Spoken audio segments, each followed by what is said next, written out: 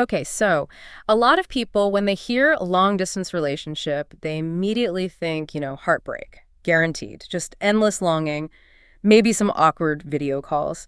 But what if that's not the whole story? What if maybe we've got it a bit wrong? Could distance actually be a catalyst? Something that makes a connection, I don't know, stronger, more intentional? Today, we're really diving deep into long distance relationships. The challenges, yeah, we'll cover those. But more importantly, we want to get into the strategies, the powerful, sometimes surprising ways to make them work. Not just survive, but, actually thrive. It is a fascinating idea, isn't it? Because while it's definitely challenging, I mean, let's be real. Research actually suggests that couples in LDRs, they can report being just as satisfied, sometimes even more satisfied than couples living close by. Wow, really? More satisfying. Yeah. It seems that distance itself sort of forces this masterclass in being intentional. And creative, too. So our mission today, really, is to give you a kind of toolkit. It's drawn from expert insights, psychological stuff, but also real-world experiences, hundreds of couples. The goal, to help you turn that distance from a barrier into, well, an opportunity for growth, for deeper connection. Okay, so whether you're separated by just a state line or a whole ocean, this is for you. You might discover some hidden advantages, some practical blueprints to really turn things around, ready to maybe unearth some unexpected truths. Let's get into it. All right, maybe we skip communication for just a sec, because the thing that really kills intimacy in long distance, it isn't always the miles. It's that uncertainty, that like nagging feeling in the back of your head. Oh, yeah. Is this actually going anywhere? Or are we even on the same page about the future? That feeling can become this huge existential thing when you're apart. You can't just, casually check in over dinner. You've absolutely nailed it. That's such a critical point. In LDR, it cannot survive without hope, a foundation of hope. You need something real, something tangible to look forward to together. Right, not just the next visit. Well, the next visit is important, definitely. Good for morale, But it's bigger than that. It's about a shared vision, a clear future, even if that end date for the distance seems really far off. Because, honestly, a relationship that isn't growing isn't moving forward.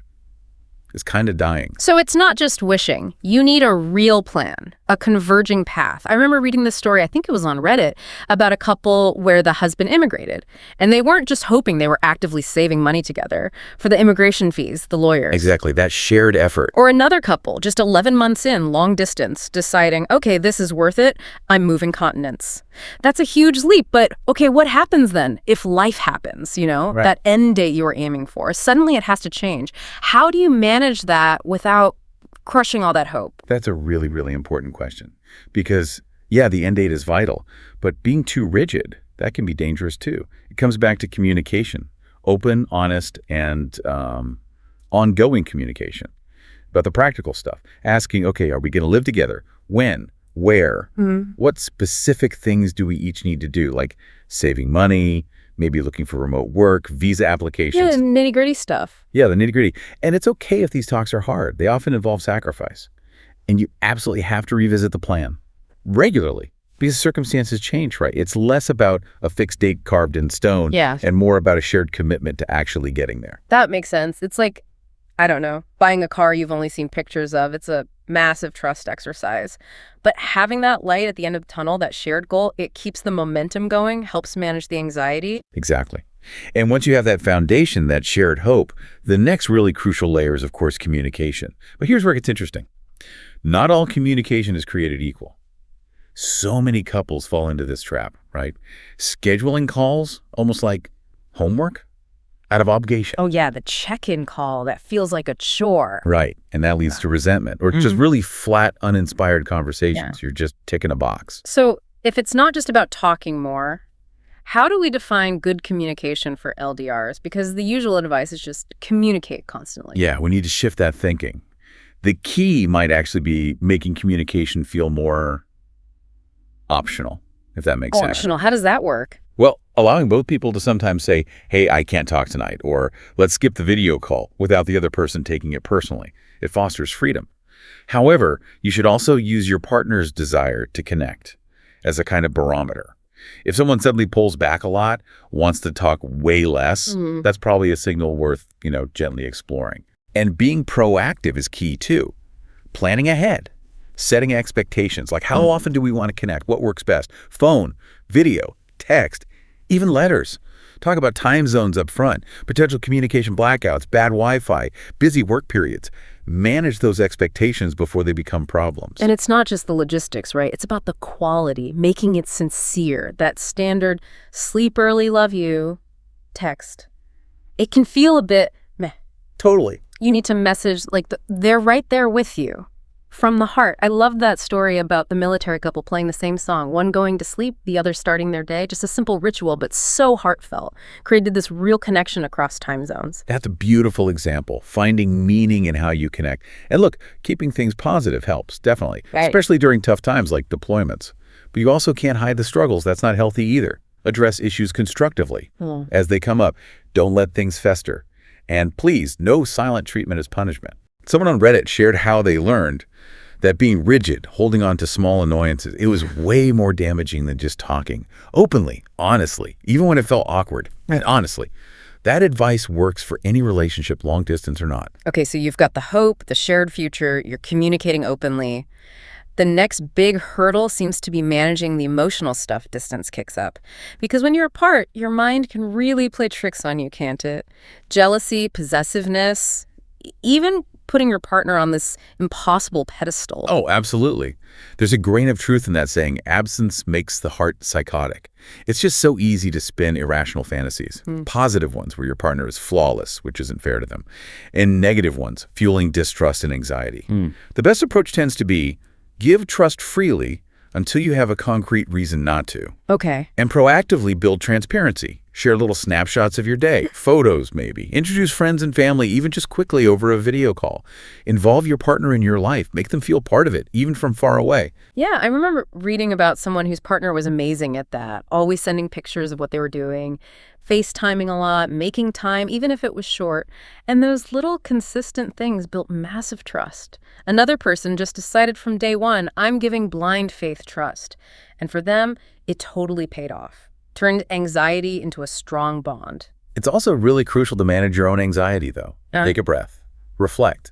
Why am I feeling distrustful right now? Is it something my partner actually did?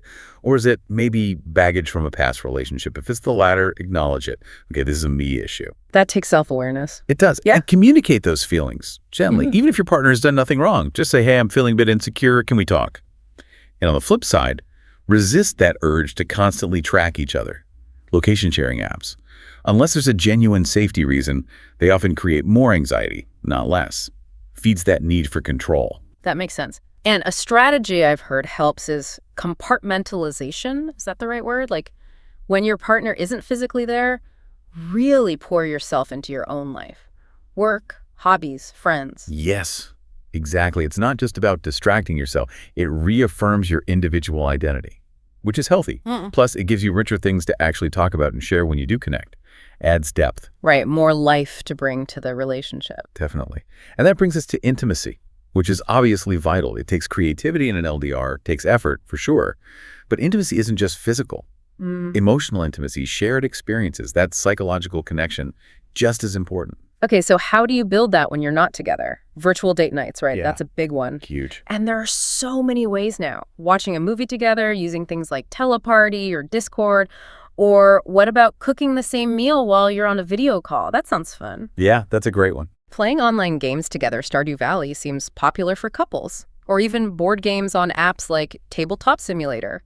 My personal favorite idea. Virtual museum tours. Or using Google Maps Street View to walk through each other's neighborhoods and share what you see. It's about creating shared memories, even when apart. Absolutely. Shared experiences are key. Some couples create shared music playlists. Some write stories or even erotica together. Shared journals too, using apps or even just a Google Doc. These things build connection, that sense of building a life together, even with the miles. Okay, and then there's the physical side, which is, important too. Very important. And yes, physical intimacy is definitely possible, even long distance. Lots of couples explore things like sexting, sending photos sexy, but safe, obviously, teasing each other with words, phone sex, video sex. Some couples even schedule, masturbation dates, creating a shared intimate moment. Wow, okay. That definitely requires a whole new level of comfort and communication, doesn't it? It really, really does. The absolute key here is open, honest, talk about these desires beforehand. Ideally, talk about it when you are together in person so no one feels pressured or surprised online. But remember, even small things count. Just making time, maybe 15 dedicated minutes of couple time each day. That builds intimacy too. Dress up for each other sometimes on video calls. Talk openly about your bodies, your fantasies. It's all about being intentional, keeping that spark alive, whatever the distance. Now, something else that came up a lot, maybe surprisingly for some, is the financial side. LDRs aren't just emotionally taxing, they can be really expensive. Reading through experiences, you see everything. Flights, gas money, but also huge things like immigration lawyers, duplicate rent, or household items. It really hits home that an LDR is a full-on commitment in every way. It absolutely is. Travel is usually the biggest, most obvious cost. And couples handle it differently. Some split costs 50-50. Some alternate who travels. Sometimes one partner covers more if there's an income difference. And don't forget the hidden costs. Airport parking, taxis, trains, plus that tendency to want to splurge when you're together. Nice dinners, activities. You want to make that precious time special. Right, make the most of it. I read about one couple who figured out that doing fewer but longer visits actually made the travel costs feel more worthwhile. Smart. And another really touching example. One partner lost their job and the other supported them financially for a while. That shows incredible commitment to a shared future. It really does. Which is why having those frank money talks early on is so vital. Avoids resentment building up later. And yeah, the long-term costs. Yeah. Immigration fees can be enormous, like thousands and thousands. People moving continents mentioned needing shared savings and understanding that one partner might not be able to work legally for months after moving. These are big practical hurdles. They need real planning, a team approach. Okay, so let's fast forward. For many couples, the dream, the goal, is finally closing that distance. Moving to the same place. Huge celebration, right. But is that the end of the challenges? Or just the start of new ones? The reunion. It's a massive change. And you're right, it often brings a whole new set of surprises and, challenges. So many couples, understandably, idealize their partner when they're apart. You create this perfect image. The fantasy version. Exactly. So you need to brace yourself for some, let's call them rude awakenings. Discovering the little daily quirks and habits, how they leave the kitchen, maybe they snore, the routines, the messy stuff. There are actually studies showing a pretty significant number of LDRs, maybe around a third breakup within just 3 months of reunion. Wow, 1/3. That's sobering. It is, but it's not meant to scare people. It's about being prepared, understanding you're entering a whole new phase of getting to know each other. Okay, so that adjustment period is critical. How do you navigate it? You might think you'll want to be together 24/7 finally, but you probably need space too, right? And what about friends? Exactly. You absolutely need to talk about expectations for time together and time apart. Discuss a healthy rhythm, daily, weekly. How much is just you two versus time with friends? I remember someone realizing their partner, who was super chatty on calls, was actually much quieter in person. That needed adjustment. You'll also revisit boundaries, especially physical ones. What felt like precious cuddling during rare visits might feel different, maybe even overwhelming, when you're always there. Talk about alone time. Respecting housemates if you move in together, socially. Aim for a healthy mix. Shared friends, yes, but keep your separate circles too. Make sure your partner feels welcome in yours, but don't expect them to ditch their friends for yours. And maybe hold off on the huge decisions, like don't get engaged the week after moving in. Please. Yeah. Yes, resist that urge. Give it time, a few months at least. Really see how you function together in this new, real day-to-day proximity before making massive life commitments. And also, be mentally prepared for the possibility that after all that effort, it might not work out long-term once you're together. Yeah. Saying that isn't pessimism. It's healthy realism. It actually allows you to trust more deeply in what is working because you're building something grounded in reality, not just the LDR fantasy. That self-awareness, it's your best tool. Wow. What a journey we've covered, from those first maybe tearful goodbyes all the way to the exciting, but sometimes tricky reunion. It's clear. Long distance is definitely not for the faint of heart. Takes patience, huge effort, navigating all sorts of emotional and financial stuff. It really does. But what's so fascinating, I think, is that even with miles between people, the core elements of any strong relationship, they're exactly the same. That unwavering hope, radical communication, deep trust, creative intimacy, financial honesty. The distance it forces you to be more intentional, more creative, maybe even more honest with yourself and your partner.